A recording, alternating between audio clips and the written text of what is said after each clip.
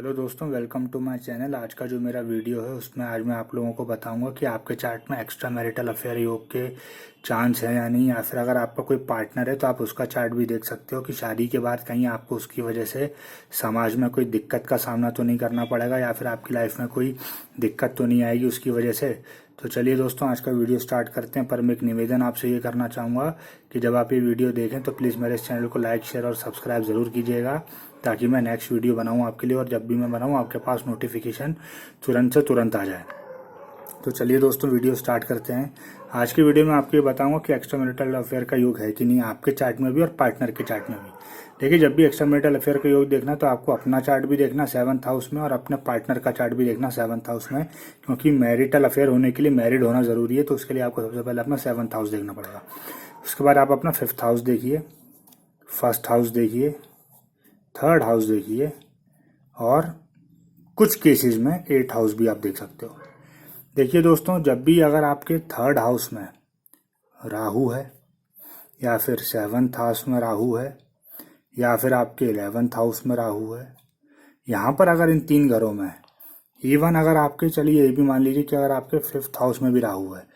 3, 5, 7 और 11, इन घरों में अगर राहु है, क्योंकि यहाँ पर राहु बैठ के पंचम दृष्टि से 7वें घर को देखेगा, यहाँ राहु बैठ के 9वीं दृष्टि से 7वें घर को देखेगा,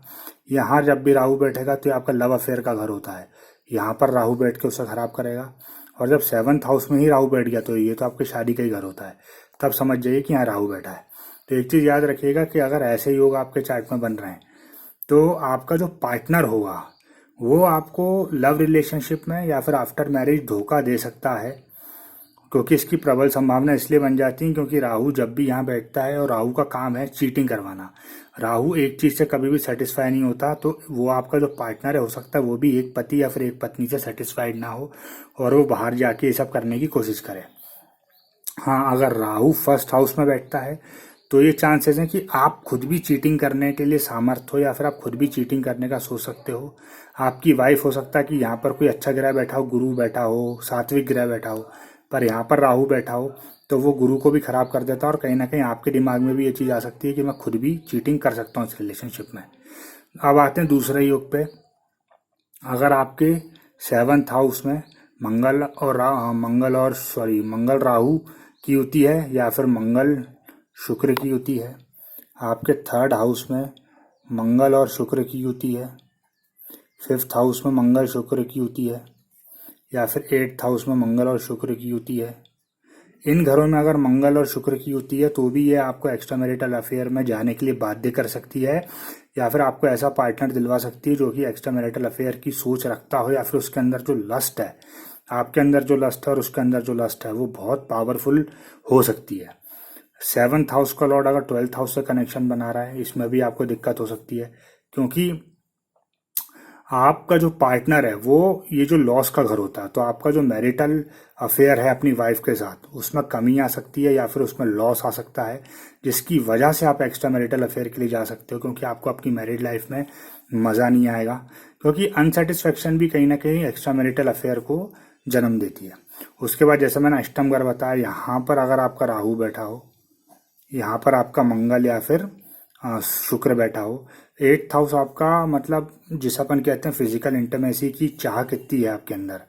वो आपको दिखाता है। आपके जो छुपे हुए रिलेशनशिप है, समाज से जो छुपा के आप काम करते हो, वो 8th हाउस दिखाता है। तो यहाँ पर अगर राहु बैठ गया तो राहु भी गुपचुप काम करने वाला ग्रह है, तो जब राहु बैठ गया तो हो सकता है कि आप जो भी संबंध बनाओ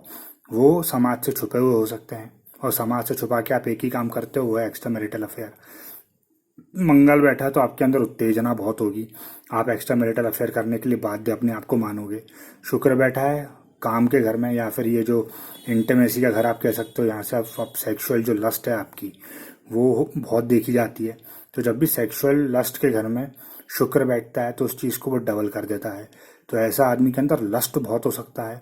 बहुत उसके अंदर ऐसी चीज़ें हो सकती हैं कि मेरे को करना है, मतलब करना है, ये सारी चीज़ें उसके अंदर आ सकती हैं। वो एक पार्टनर से कभी सेटिस्फाई नहीं हो सकता।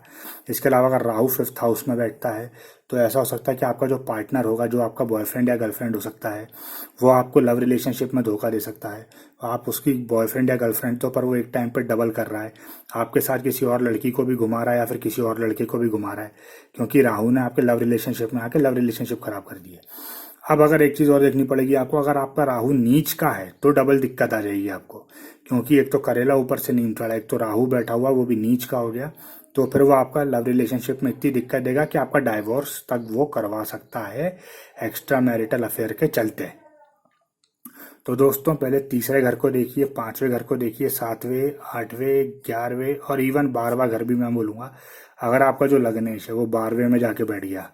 तो आप कहीं ना कहीं समाज से दूरी बना के चलने वाले आदमी हो। देखिए जो भी आदमी ऐसा काम करता है एक्स्ट्रा मैरिटल अफेयर वगैरह, वो ज़्यादा सामाजिक इंसान नहीं होता है ज़्यादातर, क्योंकि उसको पता है कि एक्स्ट्रा मैरिटल अफेयर, उसको भी पता है गलत चीज़ है, इसलिए वो समाज से छुपा के करता है। तो ऐसे आदमी जब 12वें घर में बैठ जाते हैं, 12वां घर आइसोलेशन का घर होता है, तो ऐसे आदमी सबसे पहले अपने आप को समाज से दूर करते हैं, अकेले हो जाते हैं, क्योंकि उनको समाज में ज़्यादा रहना पसंद नहीं होता है। तो ये भी एक बहुत बड़ा कारण बनता है कि उनकी जो सोच रहती है वो सामाजिक सोच से दूसरी हो जाती है। समाज कहता है एक बीवी के साथ रहिए, एक रिलेशनशिप में रहिए, इनका कहना रहता है ऐसा नहीं है, हम एक से ज़्यादा रिलेशनशिप में भी रह सकते हैं, क्योंकि हम समाज में अपने आप को हिस्सा ही नहीं मानते। तो दोस्तों ये सारी चीज़ें आपको देखनी पड़ेगी। एक और लास्ट बता रहा हूँ मैं आपको, जो राहु के साथ अगर शुक्र बैठ जाए तो भी ये कहीं ना कहीं आपको बहुत ज़्यादा इंटीमेट बना सकता है। अगर यही होती 10 इसमें बन जाए 8th हाउस में राहु और शुक्र की, तो फिर वो आदमी भगवान ही मालिक है क्या करेगा, क्या करके रुकेगा, क्योंकि वो फिर कहीं ना कहीं बहुत ज़्यादा लस्टी होगा। राहु और शुक्र की युति अगर 5th हाउस में बन जाए, राहु और शुक्र की युति 3rd हाउस में बन जाए, राहु मंगल, राहु शुक्र, या फिर राहु और शुक्र और मंगल 8th हाउस में, ये सारी चीज़ें जब बनती हैं तो आदमी कहीं ना कहीं बहुत ज़्यादा लस्टी होता है। और 12वां घर आइसोलेशन का होता है, तो आदमी दुनिया से अलग हट के काम करने के चक्कर में ये सारी गलतियां कर देता है। तो दोस्तों आई होप कि आज का वीडियो आपको समझ में आया होगा। तो आप अपना चार्ट भी दे सकते हो, अपने पार्टनर का भी चार्ट देख सकते हो। अगर आपको ऐसा कुछ लगता है तो आप उसके उपाय ले सकते हैं, आपके लिए अच्छा रहेगा। बाकी मैं आपसे मिलूंगा नेक्स्ट वीडियो में। अगर आपको कोई और वीडियो के रिगार्डिंग जानकारी चाहिए तो आप मुझे कमेंट सेक्शन में बता सकते हो, मैं उस टॉपिक पे भी वीडियो जल्दी बनाऊंगा। तब तक के लिए जय श्री राम, जय बजरंगबली।